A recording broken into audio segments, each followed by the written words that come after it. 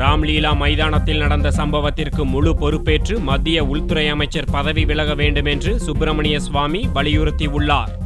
ராம்லீலா மைதானத்தில் நடைபெற்ற சம்பவத்திற்கு மத்திய உள்துறை அமைச்சர் ப. சிதம்பரம் பொறுப்பேற்று உடனடியாக பதவி விலக வேண்டும் என ஜனதா கட்சித் தலைவர் சுப்பிரமணிய சுவாமி வலியுறுத்தியுள்ளார். சென்னையில் செய்தியாளர்களிடம் பேசிய சுப்பிரமணிய சுவாமி, ராம்தேவ் உண்ணாவிரதம் இருந்தபோது அவரது ஆதரவாளர்களை போலீசார் தாக்கிய சம்பவத்தில் சோனியா கட்டளைப்படி உள்துறை அமைச்சர் ப. சிதம்பரம் செயல்பட்டதாக சுப்பிரமணிய சுவாமி தெரிவித்தார். சோனியா காந்தியோட கட்டளைப்படி பிரதமர் சொல்லாமையே சிதம்பரம் இந்த நடவடிக்கை எடுத்தார்.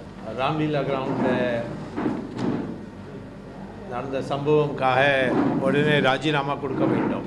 ஏர்செல் விவகாரம் தொடர்பாக அதன் முன்னாள் தலைவர் சிவசங்கரன் அளித்துள்ள சாட்சியத்தின் அடிப்படையில் முதல் தகவல் அறிக்கையை பதிவு செய்ய சிபிஐ தயாராகிவிட்ட நிலையில் தயாநிதி மாறன் மத்திய அமைச்சர் பதவியிலிருந்து உடனடியாக ராஜினாமா செய்ய வேண்டும் என சுப்பிரமணிய சுவாமி கூறினார்.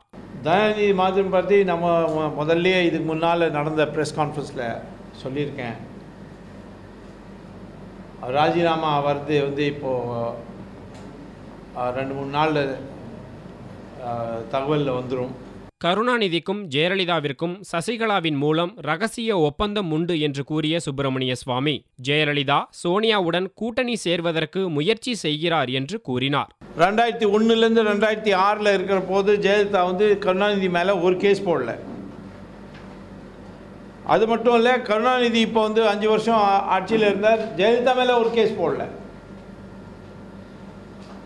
சசிகலா மூலமாக ஜெயலலிதாவுக்கும் கருணாநிதிக்கும் ஒரு ரகசியமான ஒப்பந்தம் இருக்கு.